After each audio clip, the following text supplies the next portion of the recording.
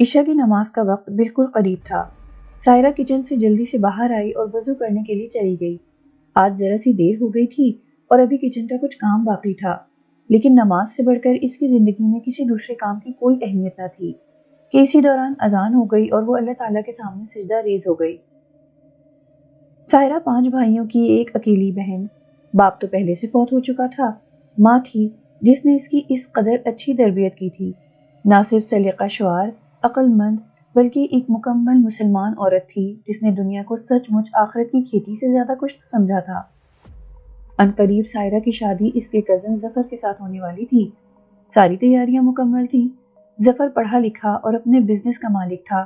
بچپن میں ان کی منگنی ہو چکی تھی، بچپن سے جوانی کو آ پہنچی تھی، لیکن آج تک سائرہ کو یہ معلوم نہ تھا کہ اس کا ہونے والا شوہر کیسا ہے، کیونکہ وہ ظفر سے کبھی ملی نہ تھی۔ اگر ظفر کبھی گھر آ جاتا تو وہ اوپر والے کمرے میں بند ہو جاتی، کبھی فون کرتا اور یہ کہہ دیتا کہ میں ظفر بول رہا ہوں تو وہ فوراً فون اپنی ماں کے ہاتھ میں تھما دیتی۔ اس لیے ایسا تھا کیونکہ ان کے خاندان میں مذہب اسلام کی تمام روایت کو قائم رکھنے کی مکمل کوشش کی گئی تھی۔ لیکن مسئلہ یہ تھا کہ ظفر بڑا ایڈوانس اور بہت کھلے ذہن کا مالک تھا۔ وہ سائرہ کو قطعی طور پر پسند نہ کرتا تھا۔ اسے تو ایسی بیوی چاہیے تھی جو ہر وقت سچ بن کر اس کے سامنے بیٹھی رہے، جو خواہ 5 وقت کی نماز ہی نہ ہو لیکن اس کے ساتھ بڑے بڑے ریسٹورنٹ میں کھانے اڑائے اور بڑی بڑی پارٹی میں شرکت کرنے کی حامی ہو، جو اس کی ماں کی قدر کرے یا نہ کرے لیکن ظفر کے لیے اس کی زبان سے ہر وقت محبت بھرے الفاظ نکلتے ہوں، جو بے شک پردہ نہ کرے بلکہ غیر مذہبی اور غیر ملکی لباس مثلاً ساڑی وغیرہ میں ملبوس ہو۔ وہ خواہ اس کے گھر کو جنت بنائے نہ بنائے لیکن بس اس کے ذہن کے مطابق ہو، لیکن وہ پھر بھی سائرہ جیسی شریف اور معصوم لڑکی سے شادی کرنے پر مجبور تھا، حالانکہ وہ خوبصورت بھی تھی اور تعلیم یافتہ بھی، لیکن ظفر سے زیادہ نہیں۔ اس کی مجبوری اس کے باپ کا وہ عہد تھا جو اس نے ظفر سے لیا تھا کہ خواہ کچھ بھی ہو جائے وہ سائرہ سے ہر صورت شادی کرے گا اور کبھی اپنی بات سے نہیں مکرے گا۔ اس کے بعد اس کا باپ خاصا بیمار ہو گیا اور وہ اس دنیا سے رخصت ہو گیا۔ اچانک ٹیلی فون کی بیل بجی۔ ظفر نے ریسیور اٹھایا۔ جی، کیا حال ہے؟ لگتا ہے مجھ سے ناراض ہو، لیکن سائمہ میں کیا کر سکتا ہوں، یہ شادی میری مجبوری ہے۔ وہ میری بیوی تو ہوگی لیکن اس کا مجھ پر کوئی حق نہ ہوگا، کیونکہ میں نے ابو سے اس بات کا عہد لیا تھا کہ میں سائرہ سے شادی کر لوں گا۔ ایسا نہیں کہ ساری زندگی اس مصیبت کو برداشت کرتا رہوں گا۔ اچھا ٹھیک ہے سائمہ، میں ابھی آتا ہوں، تم میرا انتظار کرو، ظفر نے ریسیور رکھتے ہوئے کہا۔ سائمہ ظفر کی پرسنل سیکرٹری کی حیثیت سے اس کے آفس میں کام کرتی تھی اور ان دونوں کو ایک دوسرے کی محبت کے خواب دیکھتے ہوئے 4 سال کا عرصہ گزر چکا تھا۔ ظفر جب سائمہ سے ملنے کے لیے پہنچا تو وہ پھٹ پڑی۔ ظفر، تم نے مجھے دھوکہ دیا ہے، تم نے مجھے برباد کر دیا ہے۔ کیا یہی ہے تمہاری محبت کہ تم مجھے نہیں مل سکتے، کسی اور سے شادی کر رہے ہو؟ سائمہ روتے ہوئے کہنے لگی۔ نہیں نہیں سائمہ، ایسا نہیں ہے، میں تمہیں کیسے سمجھاؤں، اچھا آنسو صاف کرو۔ ظفر کل بھی تمہارا تھا، آج بھی تمہارا ہے اور ہمیشہ تمہارا رہے گا۔ میں شادی کے کچھ عرصے بعد اس کو طلاق دے دوں گا، مجھ پر ایک بار یقین تو کرو۔ ظفر التجائی انداز میں کہنے لگا۔ نہیں ظفر، تم کو تمہارے دھوکے کی سزا تو میں ضرور دوں گی۔ اب میری محبت نفرت میں بدل کر رہے گی، بس چلے جاؤ یہاں سے، میں کہتی ہوں دور ہو جاؤ میری نظروں کے سامنے سے، وہ چیخ چیخ کر کہہ رہی تھی۔ سائمہ، یاد رکھو، محبتوں کے ناطے بہت مضبوط ہوتے ہیں اور جب کسی سے سچی محبت کی جائے تو ہر طوفان کو برداشت کر کے بھی اس سے نفرت نہیں کی جاتی، اور اگر تم ایسا کرو گی تو تمہاری محبت محبت نہیں، فریب ہوگا۔ وہ بڑے حوصلے سے یہ الفاظ کہہ کر سائمہ کو جہاں کا تہاں چھوڑ کر باہر نکلا۔ کچھ عرصے میں ظفر کی شادی سائرہ سے ہو گئی۔ اگر سائرہ اور ظفر کے درمیان پہلے سے ایک دوسرے کے خیالات پڑھنے کا کبھی موقع مل جاتا تو شاید ان کے درمیان یہ مسئلہ کبھی حائل بھی نہ ہوتا۔ ظفر نے آج تک سائرہ کے بارے میں جو کچھ سوچا تھا وہ بالکل اس سے ہٹ کر تھی۔ وہ نہ صرف خوبصورت تھی بلکہ باذوق اور سلیقہ شعار بھی تھی۔ اس کی ذہنیت اسلام کے مطابق تھی اور ہرگز تنگ مزاج نہ تھی۔ وہ لال جوڑے میں سجی حور لگ رہی تھی۔ اس کے شباب کی رعنائی کسی کو بھی پاگل کر سکتی تھی۔ اس کی جھکتی نگاہوں میں کمال کا نشہ تھا، لیکن سادگی اس قدر کہ اس کو برقعے میں رخصت کیا گیا تھا۔ وہ پہلی صبح ہی نماز پڑھنے کے بعد کچن کے کام کاج میں لگ گئی۔ ساس نے دیکھا تو چیخ اٹھی، بیٹی ابھی تم اس گھر میں آئی ہو، ساری زندگی کچن کا کام سنبھالنا ہے؟ لیکن وہ کہنے لگی کہ امی جان، یہ تو عورت کے فرائض میں سے ہے، اور مجھے خود کو ایک نہ صرف اچھی بیوی ثابت کرنا ہے بلکہ ایک اچھی بہو بھی۔ اور ظفر کی ماں نے اس کے سر پر پیار دیا اور کچن سے باہر آ گئی۔ شروع میں ظفر کا رویہ سائرہ کے ساتھ سچ مچ بہت برا تھا۔ وہ اسے بہت برا اور پرانے زمانے کی عورت خیال کرتا تھا، لیکن سائرہ تھی کہ خاوند کی ہر بات ایسے انسونی کر دیتی جیسے انہوں نے کچھ کہا ہی نہیں۔ ظفر اٹھتے بیٹھتے اسے ڈانٹتے، طلاق کی دھمکیاں دیتے، لیکن وہ ہر صورت میں ضبط کرتی، جبکہ ظفر کی فیملی اس سے بہت خوش تھی۔ ہر وقت ماں کے منہ سے سائرہ کی تعریفوں کے پھول جھڑتے کہ آہستہ آہستہ اسے خود کو بدلنا پڑا۔ وہ اس کی خوبیاں، اس کی اچھی عادتوں کو تسلیم کرنے کا قائل ہو ہی گیا۔ جب ظفر کا ذہن بدلا تو وہ سائرہ میں دلچسپی لینے لگا اور یوں سائرہ کا آشیانہ پھر مکمل ہو گیا۔ دوسری طرف سائمہ تھی جو کہ ظفر سے انتقام لینے کے چکروں میں تھی۔ ظفر تو سچ مچ بدلتا جا رہا تھا۔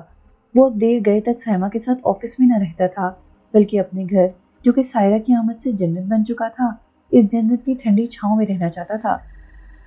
دیکھو ظفر، آج کل تمہارا رویہ سرے سے بدل گیا ہے۔ آج تم میرے ساتھ شام کا کھانا کھاؤ گے؟ سائمہ نے ظفر کو آزماتے ہوئے کہا۔ دیکھو سائمہ، ماضی کو بھول جاؤ، اب تم صرف میری سیکرٹری بن کر رہو، میری پرسنل لائف میں انٹرفیئر مت کیا کرو۔ آج میں نے سائرہ کے ساتھ کھانا کھانا ہے اور وہ میرا انتظار کر رہی ہوگی۔ وہ بیگ اٹھاتے ہوئے آفس کے کمرے سے باہر نکل گیا۔ سائمہ نے سنا اور اس کے تن بدن میں جیسے آگ لگ گئی ہو۔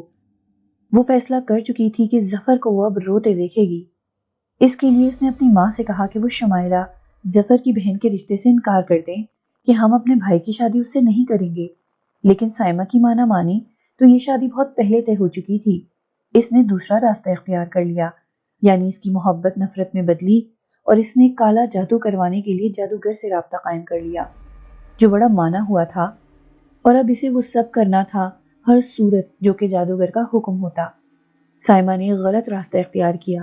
اندھیروں میں بند وہ شخص جس کا رنگ کالا بلکہ کالا سیاہ تھا، اس کی آنکھوں میں جادو تھا، کالا جادو، اس کی آواز جنگلی بھیڑیے کی طرح تھی، اس کے ہاتھوں پر 1 گز لمبے بال تھے۔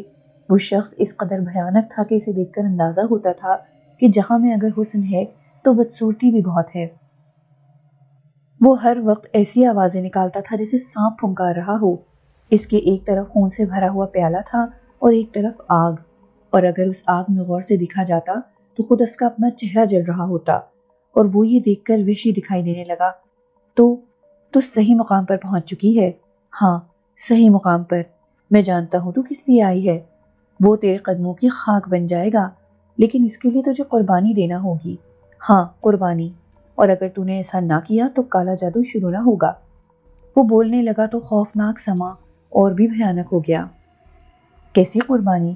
مجھے کچھ بتائیے، میں سب کچھ کر گزروں گی، لیکن ہر صورت میں ظفر کو برباد دیکھنا چاہتی ہوں، بکھرا ہوا۔ سائمہ نے روتے ہوئے کہا۔ ہاں تو سن، تجھے کرنا کیا ہوگا کہ یہاں شہروں سے دور ایک ویران قبرستان ہے جہاں لوگ اب مردے دفن نہیں کرتے۔ وہاں ایک بہت گہرا گڑھا ہے، اس میں ایسا کیچڑ ہے جو چاند کی 10ویں رات کو خون کی شکل اختیار کر لیتا ہے۔ اس دن اس قبرستان میں کالے جادو کا راج ہوتا ہے، صرف کالا جادو اور صرف کالا جادو۔ تجھے وہاں 9ویں کی رات 12 بجے جانا ہوگا اور 10ویں کا سورج نکلنے سے پہلے واپس آنا ہوگا۔ 10ویں کی رات تو جب دوبارہ وہاں 12 بجے جائے گی تو سارا منظر تیری نگاہوں کے سامنے ہوگا اور تجھے اس گڑھے میں بھرا ہوا خون لانا ہوگا۔ پھر میں شیطانی عمل شروع کر سکوں گا، لیکن دیکھ، اگر تو خوفزدہ ہو گئی یا ناکام لوٹی تو میں تجھے ایک پل میں مار ڈالوں گا، یعنی آگے تیری زندگی اور ظفر کی بربادی اور پیچھے تیری موت اور ظفر کی کامیابی ہوگی۔ تو سب کچھ تیرے ہاتھ میں ہے، تجھے وہاں جانا ہوگا۔ لیکن یہ کام میرے لیے بڑا مشکل ہے، میں کیسے کروں گی؟ سائمہ گھبراتے ہوئے بولی۔ ہماری دنیا کے کام مشکل ہیں، ناممکن نہیں، اور تجھے ایسا کرنا ہوگا۔ سائمہ یہ سن کر بہت پریشان تھی۔ کافی عرصہ اسی پریشانی میں گزرا۔ دوسری طرف اس نے آفس کی جاب چھوڑ دی تھی اور ظفر شکر کر رہا تھا کہ اسے سائمہ کی بکبک سے نجات مل گئی۔ 9ویں کی تاریخ تھی اور وہ بہت گہری نیند سو رہی تھی، جیسے سب کچھ بھول گئی ہو کہ اچانک کمرے میں اسے ایسا محسوس ہوا کہ کالا سیاہ آدمی نمودار ہو گیا ہے۔ اس نے اسے بالوں سے پکڑ کر اٹھایا اور کہنے لگا، اپنے مقصد پر نکل۔ سائمہ ڈرتے ہوئے گھر سے روانہ ہوئی۔ شہر سے دور یہ قبرستان کافی دور تھا۔ رات کی تاریکیوں میں اس نے اپنی گاڑی باہر نکالی اور ساتھ ہی پستول بھی رکھ لیا۔ اور ہاتھ میں ایک بیٹری بھی پکڑ کر گاڑی میں سوار ہوئی اور راستے میں اس کی گاڑی کو دھکا لگا اور وہ جام ہو گئی۔ سائمہ کی پریشانی کی حد نہ رہی کہ اسی دوران سفید لباس میں ملبوس ایک شخص نمودار ہوا جس کے چہرے سے نور برس رہا تھا۔ اس بزرگ کے گلے میں تسبیحات لٹک رہی تھیں، ایک چھڑی اس کے ہاتھ میں تھی۔ ٹھہر جا لڑکی، تو جس طرف جا نکلی ہے وہاں تیری بھی بربادی کا سامان موجود ہے۔ اپنے انہی قدموں سے واپس لوٹ جا، اسی میں تیری بھلائی ہے اور تجھے کچھ حاصل نہ ہوگا، خالی ہاتھ رہ جائے گی، لوٹ جا۔ وہ بزرگ بولے تو پھول جھڑنے لگے، لیکن سائمہ پر کچھ اثر نہ ہوا۔ اس پر تو جیسے کوئی جادو سوار تھا۔ وہ کہنے لگی، یہ آنے والا وقت بتائے گا کہ برباد کس کو ہونا ہے۔ اس کا یہ کہنا تھا کہ وہ بزرگ ہستی غائب ہو گئی۔ اس نے تو سائمہ کو سیدھی راہ دکھائی تھی، یہ الگ بات کہ وہ اپنے لیے غلط راستے کو صحیح سمجھ بیٹھی تھی۔ اچانک اس کی گاڑی پھٹ کی آواز سے چل پڑی۔ اب اس کی گاڑی بالکل اسی جگہ پر رکی جہاں کا جادوگر نے کہا تھا۔ وہ بڑی ہمت سے باہر نکلی، بیٹری بھی ہاتھ میں تھی۔ وہ آگے بڑھی کہ اچانک ایک اژدہا اس کے سامنے تیزی سے گزر گیا۔ وہ چونک کر رک گئی مگر پھر آگے بڑھی۔ جوں جوں وہ آگے بڑھ رہی تھی، خوف اور دہشت بڑھتی جا رہی تھی۔ جب اس نے دور سے اس گڑھے کو دیکھا جو کہ کیچڑ سے بھرا پڑا تھا، وہ آگے بڑھی تو اس نے دیکھا کہ کفن سمیت مردے بڑی تیزی سے اس گڑھے کے گرد ناچ رہے ہیں۔ جو ہی ان کی نظر سائمہ پر پڑی تو آواز گونجی، تو بھی ہماری طرح ایک دن یہاں پر ہوگی۔ یہ سننا تھا کہ سائمہ نے اپنا ہاتھ دل پر رکھ لیا اور اس کا منہ کھلے کا کھلا رہ گیا۔ ہاں، آج نویں کی رات ہے، ہم کالا جادو کرواتے تھے۔ اس کالے جادو کا اثر تھا کہ ہم ایسے مرے کہ ہماری لاشیں بھی نہ مل سکیں۔ ہم ہمیشہ کے لیے عذاب میں مبتلا ہو گئے ہیں۔ کل 10ویں کی رات جب یہ کیچڑ خون کی شکل اختیار کر لے گا تو ہماری جانوں کو سکون ملے گا، ہم وہ خون پینا شروع کر دیں گے۔ اور وہ دن سال میں ایک بار آتا ہے جب ہم کو سکون میسر آتا ہے۔ وہ رات بڑی خوفناک ہوتی ہے، صرف اور صرف کالے جادو کا راج ہوتا ہے۔ یہ خوفناک حقیقت ہے جس کو تو نے جان لیا ہے۔ ہاں، یہ کالے جادو کی خوفناک حقیقت ہے۔ سائمہ پاؤں کے انگوٹھے سے لے کر سر کے بالوں تک کانپ رہی تھی۔ وہ کانپتی ہوئی واپس مڑی اور اپنی گاڑی کے پاس آ کر رک گئی۔ اسی دوران اس نے دیکھا کہ دور کسی گاڑی کی لائٹ نظر آ رہی ہے۔ اچانک اس نے دیکھا کہ اس کے بہت قریب آ چکی ہے۔ اس کے اندر ایک خوبصورت، ہینڈسم اور گڈ لکنگ لڑکا بیٹھا ہوا تھا۔ اس نے سائمہ کا ہاتھ پکڑتے ہوئے کہا، میں جانتا ہوں آپ کی گاڑی خراب ہوگی اور رات کی تاریکیوں میں آپ تنہا ہیں، مجھ پر بھروسہ کرو، میں ڈراپ کر دیتا ہوں۔ سائمہ بھی نہ جانے کیوں اس سے اتنا متاثر ہوئی کہ بیٹھ گئی۔ ابھی گاڑی کچھ ہی دور گئی تھی کہ سائمہ نے محسوس کیا کہ اس لڑکے کے پاؤں کی کھال اترتی جا رہی ہے۔ آہستہ آہستہ اس نے دیکھا گاڑی بھی تیز ہوتی جا رہی ہے۔ اس نے اچانک اس کے چہرے کی طرف دیکھا تو صرف ہڈیوں کے سوا کچھ نہ تھا، یعنی وہ ڈھانچے کی شکل اختیار کر گیا تھا۔ سائمہ نے زوردار دھکا لگایا اور گاڑی سے باہر گر گئی۔ اچانک وہ گاڑی اس ڈھانچے کے ساتھ غائب ہو گئی۔ سائمہ اگر پہلے اپنی گاڑی کی طرف واپس جاتی تو پھر مصیبت میں پھنس سکتی تھی، اور آگے جانے کے لیے پیدل چلنا نہ صرف ناممکن تھا بلکہ بالکل ناممکن تھا۔ سائمہ ایک درخت کے نیچے سہم کر بیٹھ گئی کہ اس دوران وہی بزرگ ہستی نمودار ہوئی اور یوں کہنے لگی، ہاں ہاں، میں نے تجھ سے کہا تھا مت جا اس طرف، ابھی تو نے ایک قدم اٹھایا ہے اور اتنی مصیبتوں میں پڑی ہے۔ سوچ، خود سوچ کس رستے پر چل رہی ہے۔ میں تجھے سیدھی راہ دکھانا چاہتا ہوں، لیکن میں دیکھ رہا ہوں کہ تیری آنکھوں پر پٹی بندھی ہوئی ہے، تو کچھ نہیں جانتی۔ اس کی مثال بلکہ ایسے ہی تھی کہ شیطان اور نیک لوگوں کے درمیان جنگ فتح کس کو ہو گئی، یہ تو آگے چل کر پتہ چلے گا۔ وہ بزرگ ہستی مسلسل سائمہ کی رہنمائی کر رہی تھی، لیکن سائمہ کی آنکھوں پر انتقام کی پٹھی بندھی ہوئی تھی جو آہستہ آہستہ خوفناک حقیقت بن جائے گی۔ جو ہی یہ بزرگ ہستی غائب ہوئی، سائمہ کی گاڑی جو کافی میل دور پیچھے چھوڑ کر آئی تھی اب اس کے سامنے اس بزرگ کی کرامت سے کھڑی تھی، لیکن سائمہ کی سمجھ میں تو کچھ نہ آ رہا تھا۔ دوسری طرف جب وہ اس جادوگر کے پاس پہنچی تو رو رو کر بیان کرنے لگی کہ اس کو اس کام میں کتنی مشکلات کا سامنا کرنا پڑا، تو اچانک چیخ اٹھا اور وہ گھبرا سی گئی۔ دیکھ، آج کے بعد میں یہ نہ سنوں کہ تو نے میرے کہنے پر بڑی مشکلات کا سامنا کیا، یہ میرا مسئلہ نہیں ہے اور تیرا کام صرف 10ویں رات تک ہی ہوگا۔ اب تجھے کل رات پھر جانا ہے اور اگر ناکام لوٹی تو مار ڈالوں گا تجھے۔ دوسری طرف ظفر اپنی فیملی کے ساتھ بڑا خوش تھا۔ ان کا آشیانہ تھا نہ کہ دنیا کی سب سے حسین گلشن، مسرتیں ہی مسرتیں۔ ان کی ہر دن عید اور رات شب رات سے کم نہ ہوتی۔ ظفر کے سائرہ کے متعلق تمام خیالات غلط تھے۔ اس نے تو ظفر کے گھر کا نقشہ ہی بدل کر رکھ دیا تھا۔ دوسری خوشی کی بات یہ ہوئی تھی کہ ظفر ایک چاند سے بیٹے کا باپ بن چکا تھا۔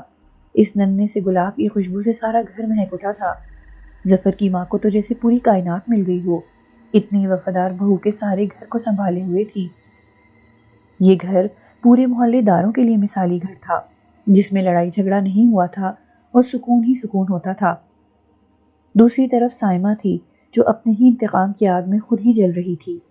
جب سائمہ کو خبر ہوئی کہ ظفر کے ہاں بیٹے کی پیدائش ہوئی ہے اور اس خوشی میں تو وہ اپنا سب کچھ بھول چکا ہے، سائمہ کو تو جیسے غم و غصے کی لہر دوڑ گئی اور اس نے وقت دیکھا نہ حال غصے میں تڑپتی ہوئی اس جادوگر کے پاس پہنچی۔ ماں نے لاکھ روکا لیکن وہ کہاں کسی کی سنتی ہے، اپنی مرضی کی مالک تھی۔ بابا جی، یہ آپ کا جادو کب شروع ہوگا؟ میں اسے برباد دیکھنا چاہتی ہوں، اور وہ تو اپنی دنیا میں بہت آباد ہے۔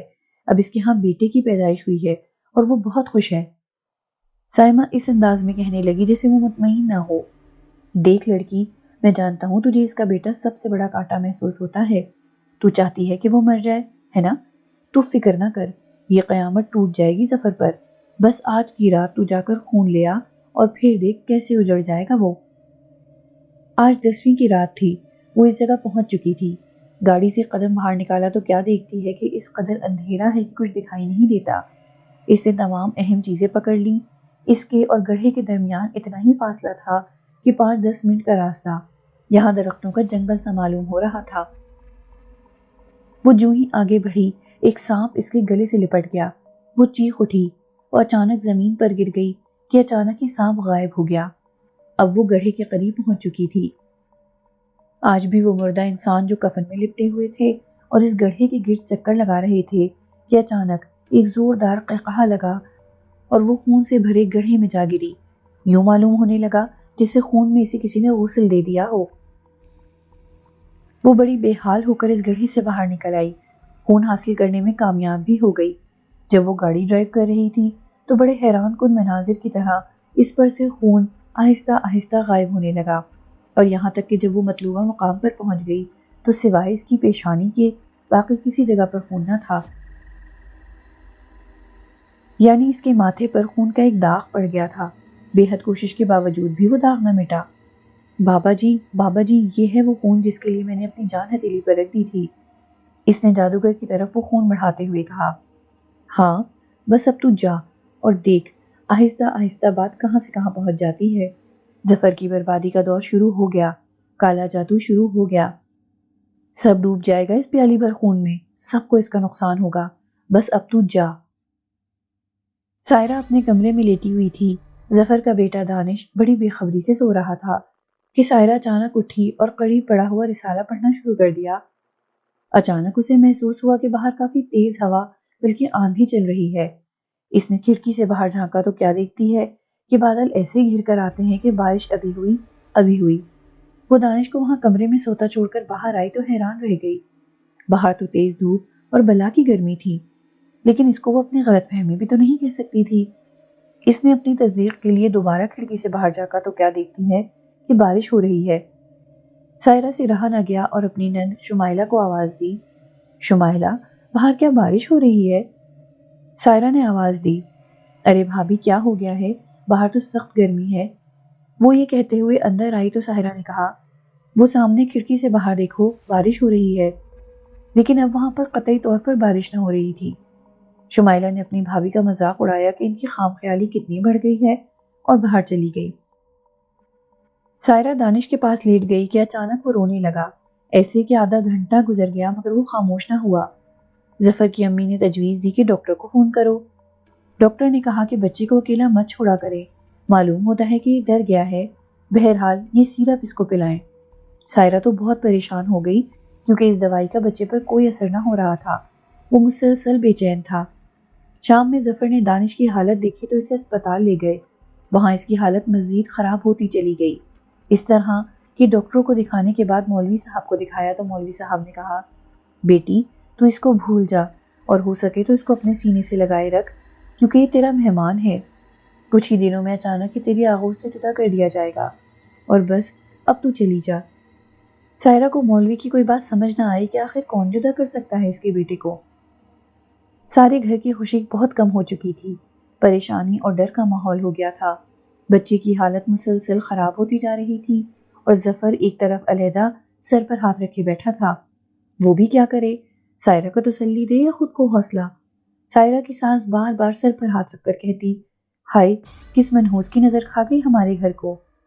شمائلہ کبھی بھابھی کے سینے سے لگ کر تسلی دیتی کہ بھابھی فکر مت کرو، دانش انشاءاللہ جلدی ٹھیک ہو جائے گا، اور کبھی بھابھی کو سمجھاتی کہ اگر وہ حوصلہ ہار گئے تو باقی سب کا کیا بنے گا۔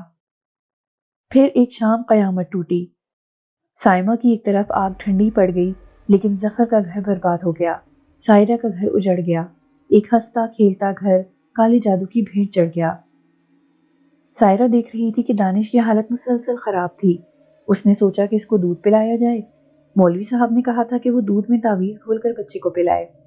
سائرہ کچن میں دودھ گرم کرنے گئی کہ اس نے سنا کہ منّے نے ایک زوردار چیخ ماری ہے۔ اس کے ہاتھ سے دودھ چھوٹ کر گر گیا۔ وہ بھاگ کر وہاں پہنچی۔ دانش، دانش، ظفر، ادھر آئے، دیکھیں کیا ہو گیا میرے بچے کو۔ وہ سب اس طرف بھاگتے ہوئے آئے۔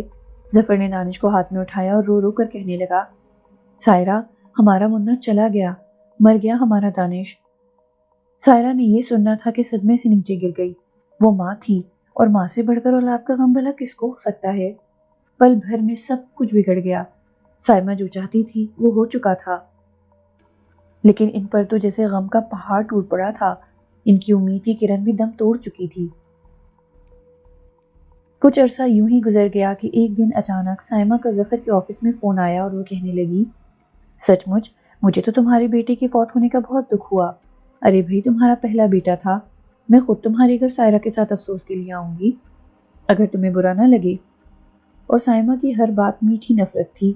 دیکھو سائمہ، تم میری دنیا میں واپس آنے کی کوشش مت کرو، اور سائرہ کی تسلی اور افسوس کے لیے میں ہی کافی ہوں۔ مجھ سے بڑا اس کا کون ہمدرد ہو سکتا ہے؟ میرا خیال ہے آئندہ فون کر کے تم میرا اور اپنا وقت برباد نہیں کرو گی۔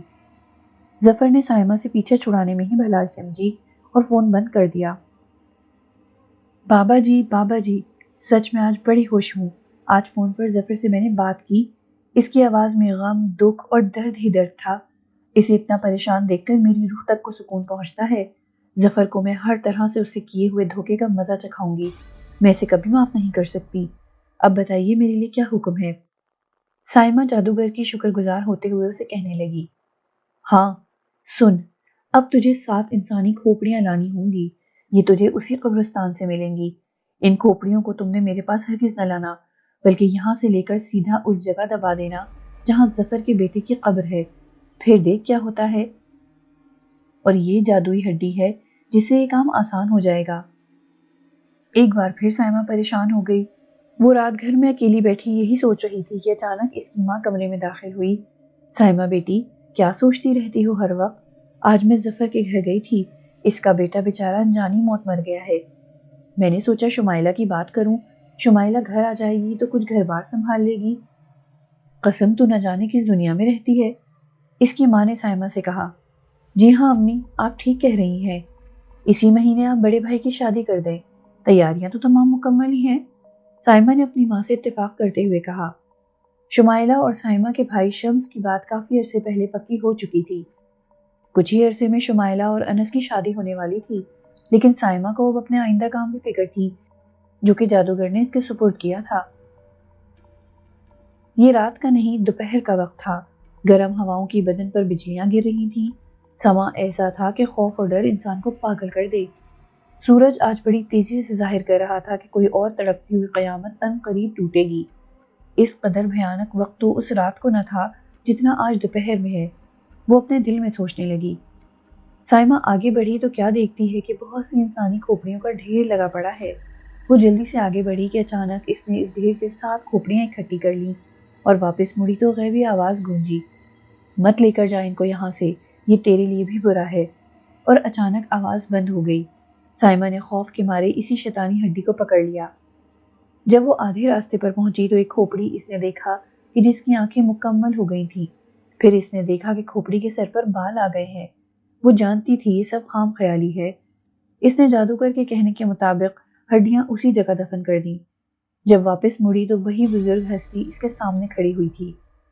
تو گنہگار ہو چکی ہے، لیکن میں تجھے حکم دیتا ہوں کہ اس شیطانی ہڈی کو بھی یہاں ہی دفن کر دے اور اپنے دل کی میل مٹا دے، کیونکہ آج کے بعد تجھے راہ نہ دکھانے آؤں گا۔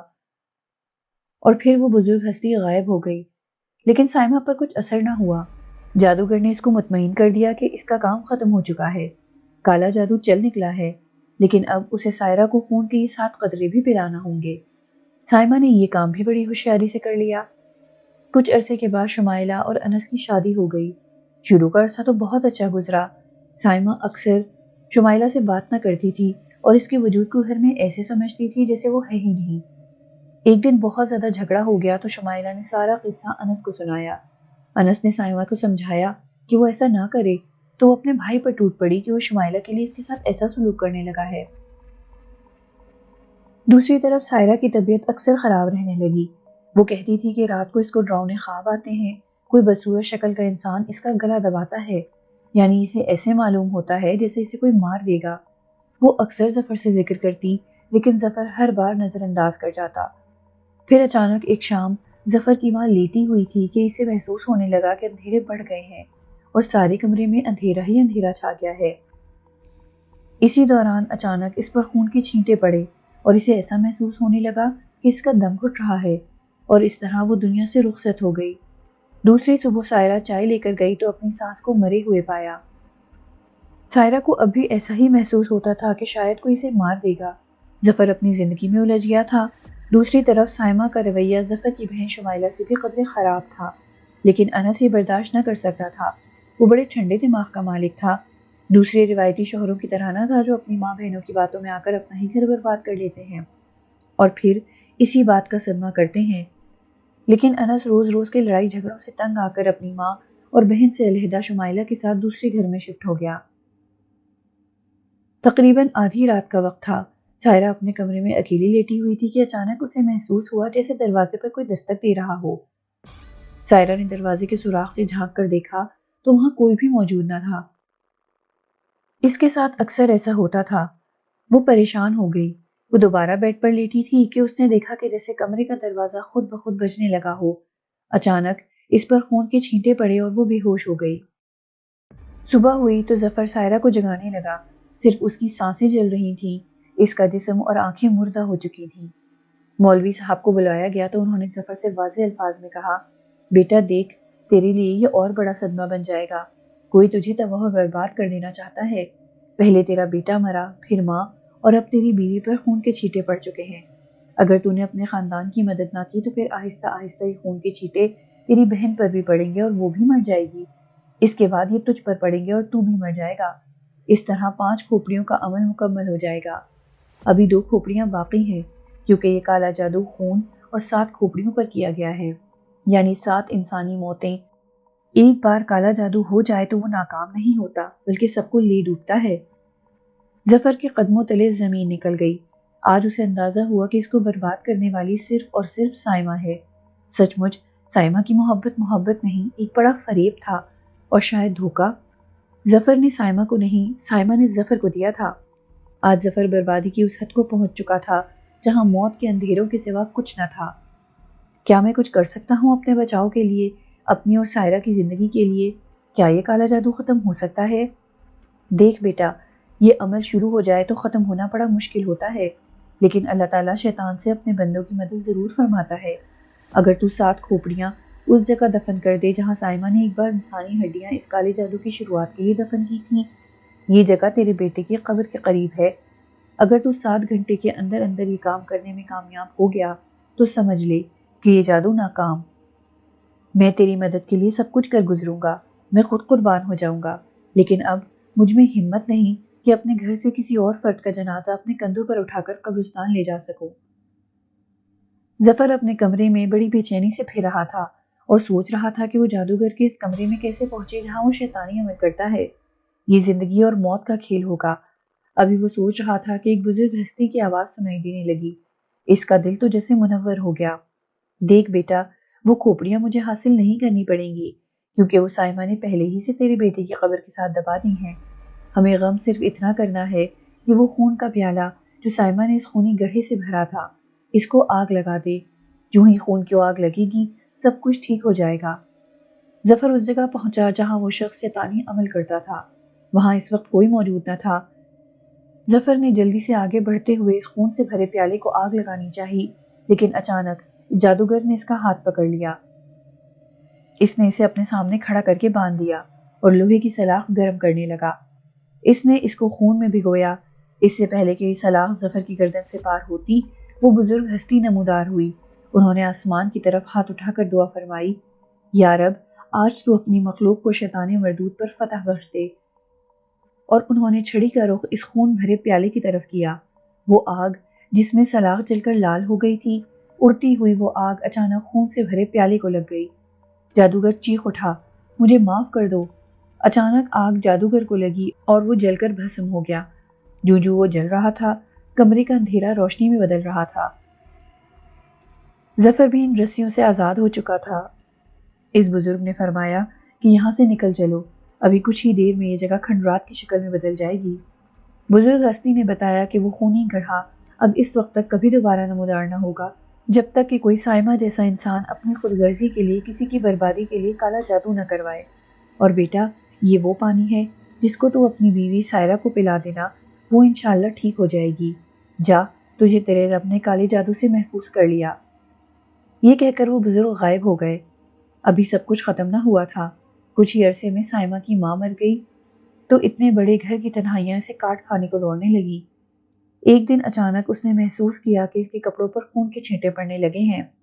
اچانک ایک آگ کا شعلہ بھڑکا اور سائمہ کو آگ لگ گئی۔ ابھی اس کی آگ زیادہ نہ بھڑکی تھی کہ وہی بزرگ نمودار ہوئے۔ جل رہی ہے تو آج اپنی لگائی آگ میں، بتا جادو کروانے والے برباد ہوئے یا وہ جن پر جادو کیا گیا؟ اگر تو اس وقت میری بات مان لیتی تو آج اس آگ میں جلتی نہ۔ وہ بزرگ ہستی کہنے لگی، نہیں نہیں، مجھے معاف کر دو، مجھے معاف کر دو۔ ہاں، میں گناہگار ہوں ظفر کی۔ سائمہ نے زور دے کر کہا، تو پھر جا ظفر سے معافی مانگ۔ بزرگ ہستی نے چھڑی کا رخ بدلا تو اچانک اس پر لگی آگ ٹھنڈی پڑ گئی، لیکن ابھی تک اس کی ایک ٹانگ جل کر خاک ہو چکی تھی اور وہ معذور ہو چکی تھی۔ وہ ظفر کے گھر گئی، ظفر کے سامنے ہاتھ جوڑ جوڑ کر معافی مانگنے لگی، ظفر، مجھے معاف کر دو، مجھے اس آگ سے بچا لو، میں تمہاری گنہگار ہوں۔ سائمہ، اگر تم صرف میری گنہگار ہوتی تو میں تمہیں معاف کر دیتا، لیکن تم تو میری فیملی کی ہی نہیں، اسلام کی بھی گنہگار ہو۔ جادو کرنے والا، کرانے والا شخص کبھی مسلمان نہیں ہوتا۔ تم اس دن کافر ہو گئی تھی، اس دن سزا کی مستحق ہو گئی تھی جس دن تم نے کالے جادو کا آغاز کیا تھا۔ میں تمہاری وجہ سے بڑی مصیبتوں سے گزرا ہوں، اب تمہاری باری ہے، دفع ہو جاؤ میرے گھر سے، میں تمہارا منحوس وجود ایک لمحے کے لیے بھی برداشت نہیں کر سکتا۔ اس نے سائمہ پر اپنے دروازے بند کر دیے۔ اچانک وہ آگ سائمہ کو پھر لگ گئی اور وہ جل کر راکھ ہو گئی۔ شاید اگر ظفر اسے معاف کر دیتا تو وہ بچ جاتی، لیکن ایسے لوگ معافی کے حقدار نہیں ہوتے۔ یہ لوگ اس راستے پر چل نکلتے ہیں جہاں واپسی کا ہر راستہ بند ہو جاتا ہے۔